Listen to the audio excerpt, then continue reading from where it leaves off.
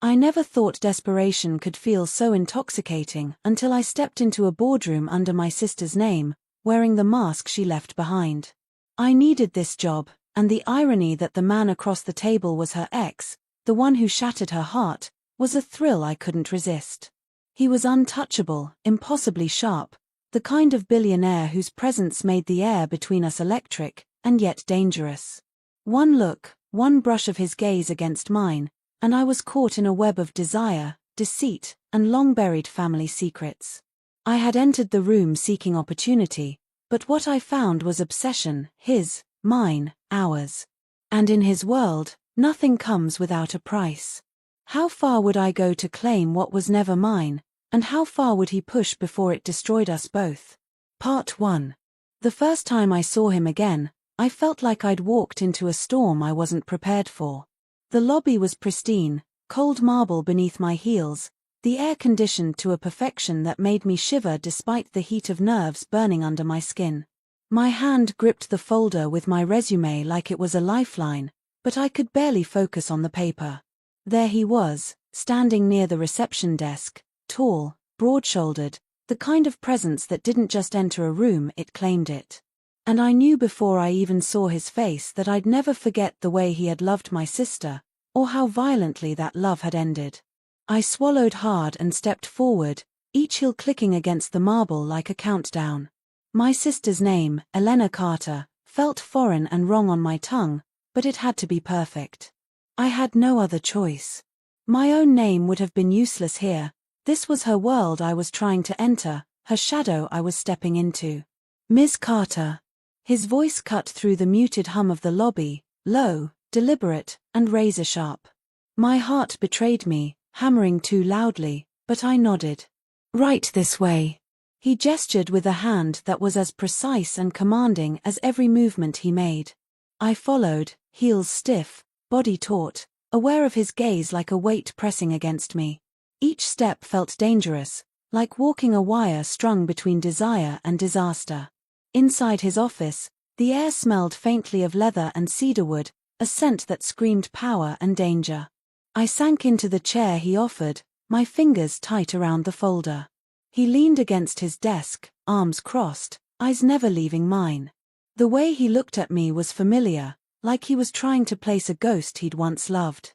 So, he began, voice smooth, but edged with something dangerous. Elena, your resume is impressive. But why now? Why here? I forced my voice steady, even as my pulse spiked. I'm looking for an opportunity to prove myself. To grow in a company that demands excellence. A half-truth, but it would have to carry me. He studied me, a faint smirk tugging at one corner of his lips. And what makes you think you can handle the pace here? The pressure. I don't tolerate weakness, Ms. Carter. I lifted my chin, forcing confidence through trembling nerves. I don't do weakness. He tilted his head, eyes narrowing, dangerous and sharp. Good. You might survive here after all. His words were a test, a thrill, a threat. I didn't know which, but it left me breathless. The interview became a game of edges, each question a blade, each answer a step along a line I didn't want to cross but couldn't resist. His presence was magnetic, lethal, and I could feel the electricity that sparked when our eyes met, even though I told myself over and over that this was just an interview. Not attraction. Not temptation. Survival. By the end, he stood, moving with predatory grace, and said, "You'll hear from us soon, Ms. Carter. Try not to disappoint me." His gaze lingered too long, the weight of it sending shivers down my spine. I left the office pretending calm, but inside, my heart was a drumbeat of chaos. The first week at the company was a storm I hadn't expected. Every day, every encounter with him was a tug-of-war between desire and self-preservation. He had a way of moving past my desk, his presence brushing against me just enough to make my skin tingle, my thoughts scatter. I told myself it was survival. It was about learning the company, proving myself, staying in the role I had fought so hard to steal, pretending to be Elena. But with him, every glance, every word, every subtle smirk felt like it could ignite a fire I couldn't control. I was still settling into my office when I felt it, the first direct test of my nerve. He appeared at my door without knocking, his dark eyes scanning the papers I was reviewing. "Working late again?" His voice was low, teasing, almost dangerous. "Trying to impress me, Ms. Carter?" I jumped slightly, closing the folder with a calm I didn't feel. "I'm ensuring everything is perfect. That's my priority." He leaned closer, the heat of him brushing against my arm. "I admire ambition," he murmured. "But ambition isn't always enough. Sometimes, survival requires flexibility." I swallowed hard, forcing composure into my voice. "I can be flexible." His smirk deepened. "We'll see about that." The tension between us became unbearable, a taut line drawn between desire and danger. Every interaction, casual or professional, carried weight. Every word he said lingered in the air like smoke, every glance burned into my mind. I tried to remind myself who I was pretending to be. Not me. Not my real self. Ha! Elena. My sister's shadow. Then the twist arrived. Buried in the company archives one evening, I found a photograph. His younger face, soft, smiling at a woman I knew all too well. My sister. My breath caught, and I froze, the past and present colliding with a force I hadn't expected. He had loved her. Deeply. And now, here I was, standing in her place, wearing her name, pretending to be her. The danger and thrill surged through me, undeniable and intoxicating. The next morning, I walked into the office with a new awareness, a new pulse of adrenaline. I knew the truth now, yet I kept my mask. Every meeting became a dance of unspoken words and silent wars. He began calling me by my name occasionally, testing, teasing. "Carter," he said once, voice low, dangerous. "I wonder how far you'd go to prove yourself." I didn't answer. I only felt the question coil in my stomach. How far indeed? Late one night, after everyone else had left, we were alone in the office. I was buried in a report, trying to ignore the tension, when he approached, closer than usual. The air changed, thick with an unspoken charge that made my skin prickle. "You should leave," I whispered, though my voice shook. "And miss this." His words were near my ear now, warm and threatening. "I don't think so." My pulse raced as he leaned over, reviewing the documents with me, his arm brushing mine, his scent filling the small space. I tried to focus on the work, but it was impossible. I could feel him, his danger, his magnetic pull, and every rational thought evaporated. "I shouldn't," I murmured, heart hammering. "You shouldn't what?" His eyes locked on mine, dark, brooding, unrelenting. "Want," I breathed, trembling. "Don't fight it." He leaned closer, almost grazing my lips. "You're already mine in ways you don't understand yet." The kiss, when it came, was electric, consuming. It shattered all the rules I had set, all the boundaries. It was danger wrapped in velvet, thrilling and terrifying, and I knew instantly that there was no going back. My identity, my motives, my survival, all of it blurred in the heat of him, the intensity of what I had stepped into. The following days were a whirlwind of tension and stolen moments.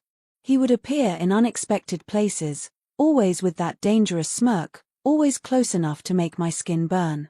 Meetings turned into tests, casual conversations became charged encounters, and every glance felt like an unspoken dare. I was constantly on edge, balancing the borrowed identity, the dangerous attraction, and the secret knowledge of the past.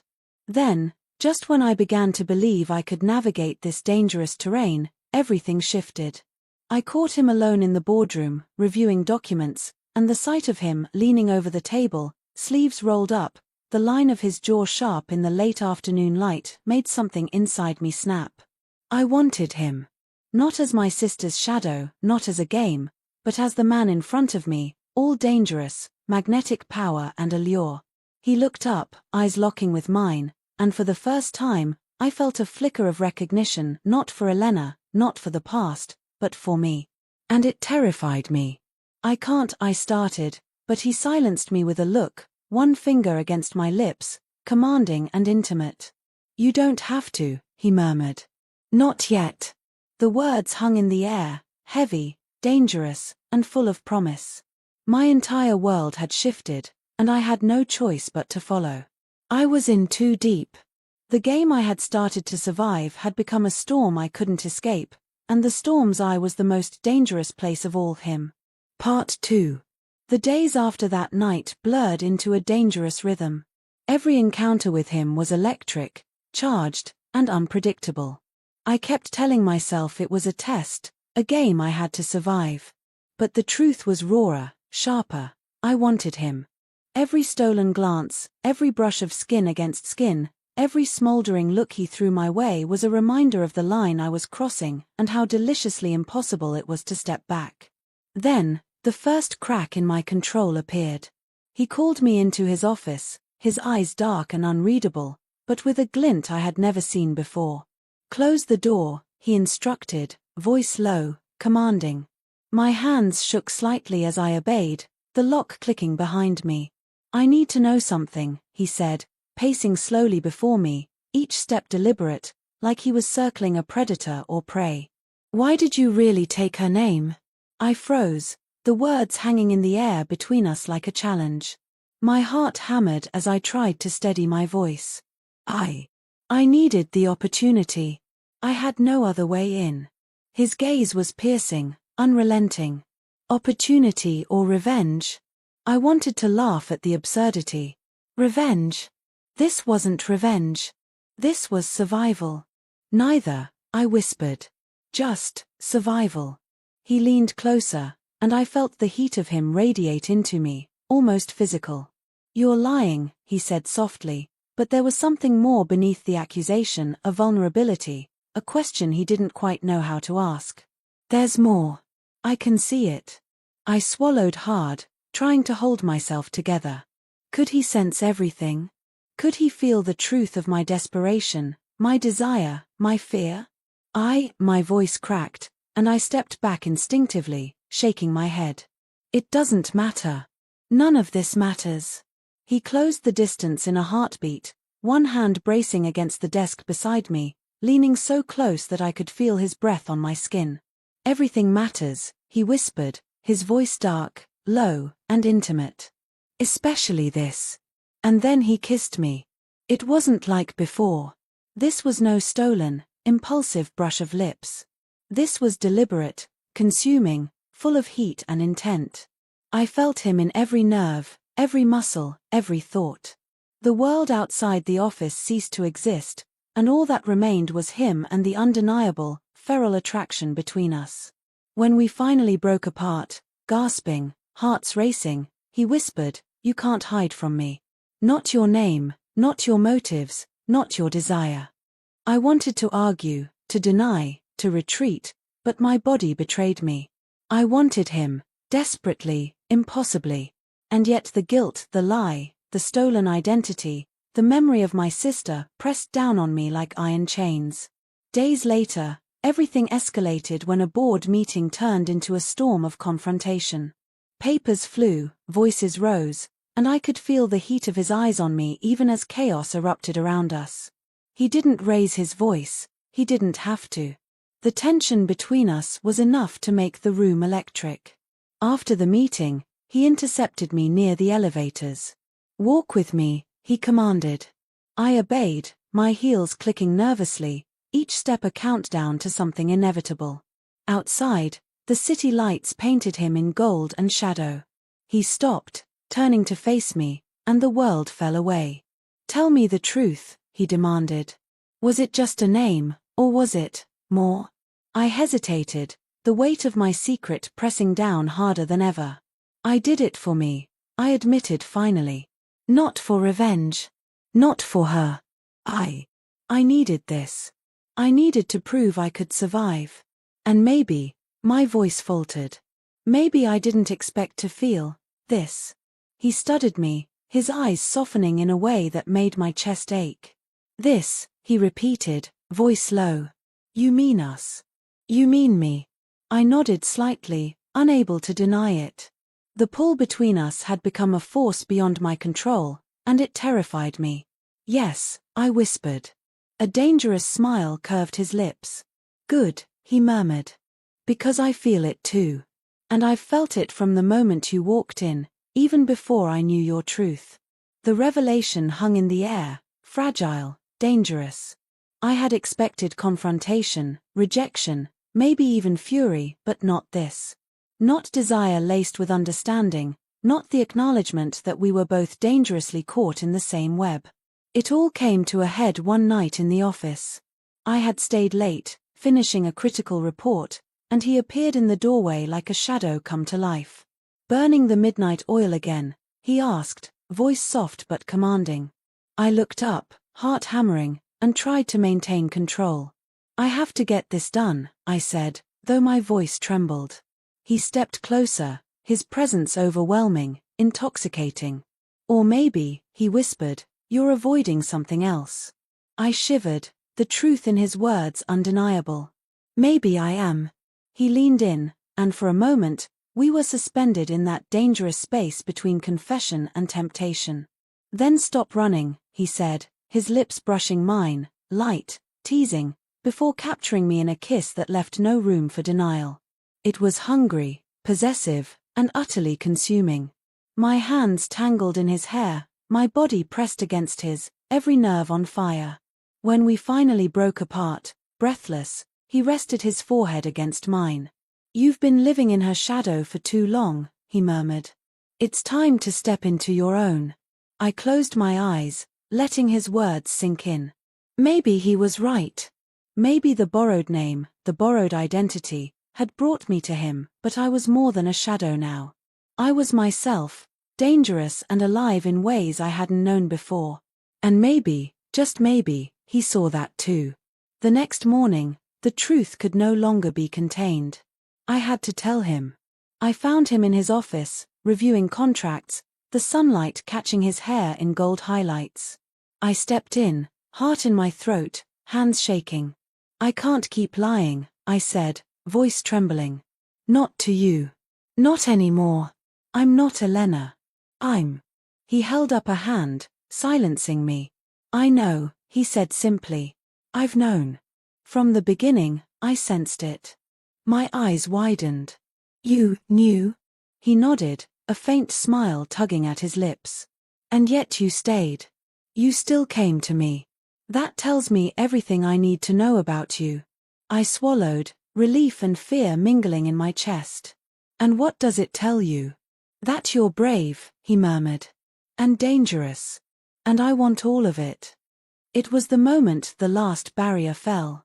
The lie, the fear, the hesitation, they all vanished, leaving only the truth of us, desire, connection, and a bond forged in fire.